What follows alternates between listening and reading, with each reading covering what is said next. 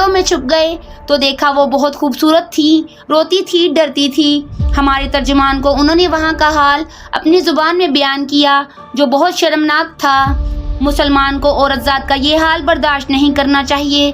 औरत अपनी हो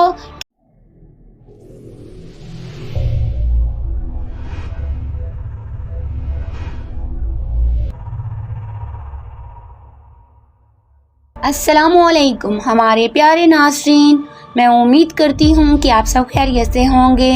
जैसा कि आप जानते हैं कि हम आपसे सुल्तान सलाहुद्दीन अय्यूबी के दौर की हकीकी कहानियाँ, औरत और ईमान की मार्का आराइयाँ बयान कर रहे हैं। तो आइए नाज़रीन, दास्तान शुरू करते हैं। पुरोहित ने तलवार की धार उम्मे अरारा की गर्दन पर रखी और ऊपर उठाई। लड़कियों और मर्दों ने सजदे से उठकर दो जानू बैठते हुए पुरसूज और धीमी आवाज़ में कोई गाना शुरू कर दिया। ये एक गूंज थी जो इस दुनिया की नहीं लगती थी। पहाड़ियों में घिरी हुई इस तंग सी वादी में ऐसा तिलिस्म तारी हुआ जा रहा था जो बाहर के किसी भी इंसान को ये यकीन दिला सकता था कि ये इंसानों की नहीं, देवताओं की सरजमीन है। पुरोहित तलवार को ऊपर ले गया। अब तो एक दो सांसों की देर थी। तलवार नीचे को आने ही लगी थी कि एक तीर पुरोहित की बगल में धंस गया। इसका तलवार वाला हाथ अभी नीचे नहीं गिरा था कि 3 तीर बैक वक्त इसके पहलू में उतर गए। लड़कियों की चीखें सुनाई दी, मर्द किसी को आवाज़ें देने लगे। तीरों की एक और बाढ़ आई जिसने 2 मर्दों को गिरा दिया। लड़कियां जिधर मुंह आया दौड़ पड़ी। उम्मे अरारा इस शोरो गुल और अपने इर्द गिर्द तड़पते हुए और खून में डूबे हुए जिस्मों से बेनियाज सर झुकाए बैठी थी। छापामार बहुत तेज दौड़ते आए, चबूतरे पर चढ़े और उम्मे अरारा को एक ने उठा लिया। वो अभी तक नशे की हालत में बातें कर रही थी। एक जानबाज ने अपना कुर्ता उतार कर इसे पहना दिया। इसे लेकर चले ही थे कि एक तरफ से 12 हबशी बर्छियां और ढाले उठाए दौड़ते आए। छापामार बिखर गए। इनमें 4 के पास तीर कमाने थी। उन्होंने तीर बरसाए, बाकी छापामार एक तरफ छुप गए और हबशी आगे आए तो अकब से इन पर हमला कर दिया। एक तीरंदाज ने कमान में फलीते वाला तीर निकाला, फलीते को आग लगाई और कमान में डालकर ऊपर को छोड़ दिया। तीर दूर ऊपर जाकर रुका तो इसका शोला जो रफ्तार की वजह से दब गया था, रफ्तार खत्म होते ही भड़का और नीचे आने लगा।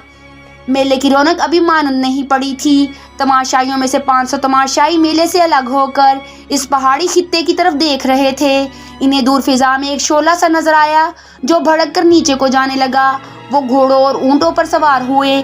इनके कमानदार साथ थे। पहले तो वो आहिस्ता आहिस्ता चले ताकि किसी को शक ना हो। जरा दूर जाकर उन्होंने घोड़े दौड़ा दिए।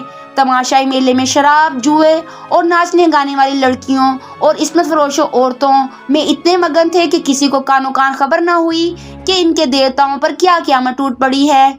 छापामार ने इस खतरे की वजह से आशी तीर चला दिया था कि हबशियों की तादाद ज्यादा हो गई, मगर फौज वहां पहुंची तो वहां 12-13 लाशें हबशियों की और 2 लाशें छापामार शहीदों की पड़ी थी। वो बर्छियों से शहीद हुए थे। कमानदारों ने वहां का जायजा लिया, पत्थर के मुंह में गए और तहखाने में जा पहुंचे। वहां इन्हें जो चीजें हाथ लगी वो उठा ली। उनमें एक फूल भी था जो कुदरती नहीं था बल्कि कपड़े से बनाया गया था। अहकाम के मुताबिक फौज को वहीं रहना था, लेकिन पहाड़ियों में छुपकर छापामारों ने उम्मे अरारा को घोड़े पर डाला और काहरा की तरफ रवाना हो गए। सुबह तुलू हुई, मेले की रौनक खत्म हो गई। बेशतर तमाशाई रात शराब पी पीकर अभी तक मदहोश पड़े थे। दुकानदार जाने के लिए मालो असबाब बांध रहे थे। लड़कियों के व्यापारी भी जा रहे थे। सहरा में रवाना होने वालों की कतारें लगी हुई थी। मेले के करीब जो गांव था, वहां के लोग बेताबी से इस लड़की के बालों का इंतजार कर रहे थे जिसे रात कुर्बान किया गया था। इस कबीले के लोग जो दूर दराज देहात के रहने वाले थे, पहाड़ी जगह से दूर खड़े देवताओं के मस्कन की तरफ देख रहे थे। इनके बड़े बूढ़े इन्हें बता रहे थे कि अभी पुरोहित आएगा, वो देवताओं की खुशनुदी का पैगाम देगा और इनमें बाल तकसीम करेगा, मगर अभी तक कोई नहीं आया था। देवताओं के मस्कन पर सुकूत तारी था। इस मुंतजिर हजूम को मालूम न था कि वहाँ फौज मुकीम है और अब वहाँ कोई देवताओं का कोई पैगाम नहीं लेकर आएगा। दिन गुजरता गया। कबीले के जिन नौजवानों ने कुर्बानी की बातें सुनी थी, इन्हें शक होने लगा कि ये सब झूठ है। दिन गुजर गया। सूरज इन्हीं पहाड़ियों के पीछे जाकर डूब गया। किसी में इतनी जुरात नहीं थी कि वहां जाकर देखता कि पुरोहित क्यों नहीं आया। तबीब को बुलाओ, सुल्तान अयूबी ने कहा। लड़की पर नशे का असर है।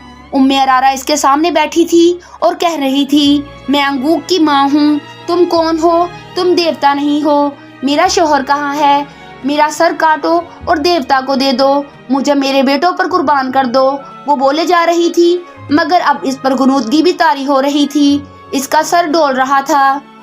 طبیب نے آتے ہی اس کی کیفیت دیکھی اور اسے کوئی دوائی دے دی۔ ذرا سی دیر میں اس کی آنکھیں بند ہو گئی، اسے لٹا دیا گیا اور وہ گہری نیند سو گئی۔ سلطان ایوبی کو تفصیل سے بتایا گیا کہ پہاڑی خطے میں کیا ہوا اور وہاں سے کیا ملا ہے۔ اس نے اپنے نائب سالار الناصر اور بہاؤالدین شداد کو حکم دیا کہ 500 سوار لے جائیں، ضروری سامان لے جائیں اور اس بت کو مسمار کر دیں، مگر اس جگہ کو فوج کے گھیرے میں رکھیں، حملے کی صورت میں مقابلہ کریں۔ اگر وہ لوگ دب جائیں اور لڑ نہ سکیں تو انہیں وہ جگہ دکھا کر پیار اور محبت سے سمجھائیں کہ یہ محض ایک فریب تھا۔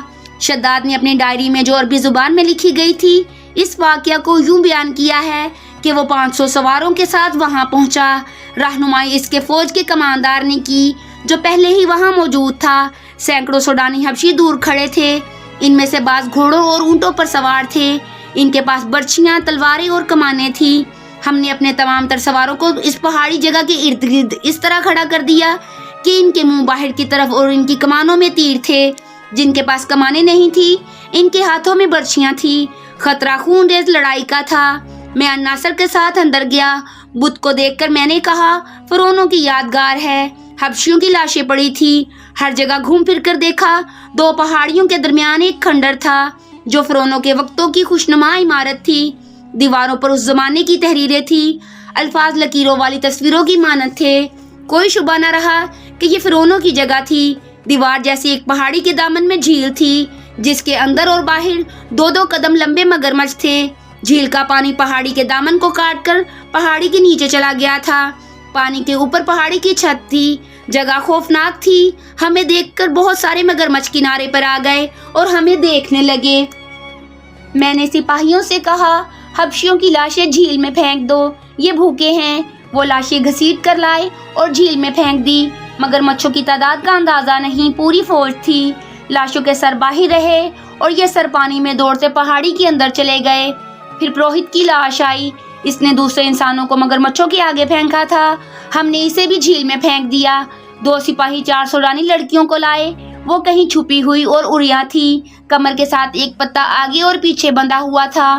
میں نے اور ناصر نے منہ پھیر لیے۔ سپاہیوں سے کہا کہ انہیں کپڑے دو۔ جب ان کے جسم کپڑوں میں چھپ گئے تو دیکھا وہ بہت خوبصورت تھی، روتی تھی، ڈرتی تھی۔ ہمارے ترجمان کو انہوں نے وہاں کا حال اپنی زبان میں بیان کیا جو بہت شرمناک تھا۔ مسلمان کو عورت ذات کا یہ حال برداشت نہیں کرنا چاہیے۔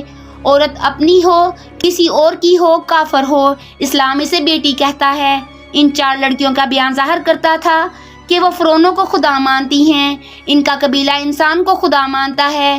یہ جگہ خوشنما تھی، سارے صحرا میں سرسبز تھی، اندر پانی کا چشمہ تھا جس نے جھیل بنائی، درخت تھے جنہوں نے سایہ دیا۔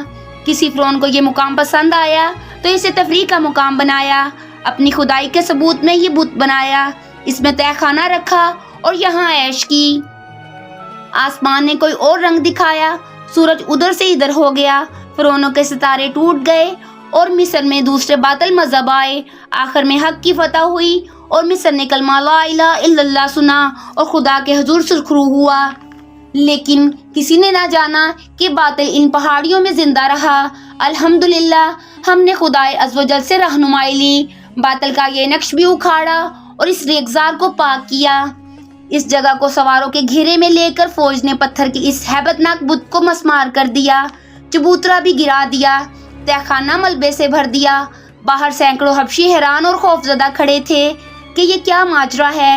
ان سب کو بلا کر اندر لے جایا گیا، یہاں کچھ بھی نہیں تھا۔ 4 لڑکیاں ان کے حوالے کی گئیں، 4 کے باپ اور بھائی بھی وہاں موجود تھے، انہوں نے اپنی اپنی لڑکی لے لی۔ انہیں بتایا گیا کہ یہاں ایک بدکار آدمی رہتا تھا، وہ مگرمچھوں کو کھلا دیا گیا ہے۔ ان سینکڑوں حبشیوں کو اکٹھا بٹھا کر ان کی زبان میں ان سے بات کی گئی، وہ سب خاموش رہے۔ انہیں اسلام کی دعوت دی گئی، وہ پھر بھی خاموش رہے۔ کبھی کبھی شک ہوتا تھا جیسے ان کی آنکھوں میں خون اتر آیا ہے۔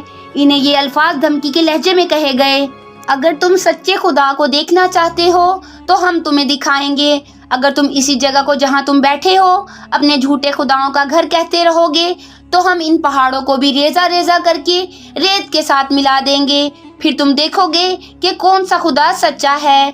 उधर कहरा में उम्मे अरारा होश में आ चुकी थी। वो अपनी दास्तान सुना चुकी थी जो ऊपर बयान की गई है। कभी वो कहती थी कि इसने कोई ख्वाब देखा है, उसे सारी बातें याद आ गई थी। इसने बताया कि पुरोहित इसे दिन रात बेआबरू करता था और फूल कई बार इसके नाक के साथ लगाता था। उम्मे अरारा को बताया गया कि इसकी गर्दन कटने वाली थी। अगर छापामार बर वक्त ना पहुंच जाते तो इसका सर गार में और जिस्म मगरमच्छों के पेट में होता। आगे क्या हुआ हम आपको बताएंगे हमारे नेक्स्ट पार्ट में। तो प्यारे नाज़रीन हमारे साथ रहिएगा क्योंकि दास्तान अभी जारी है।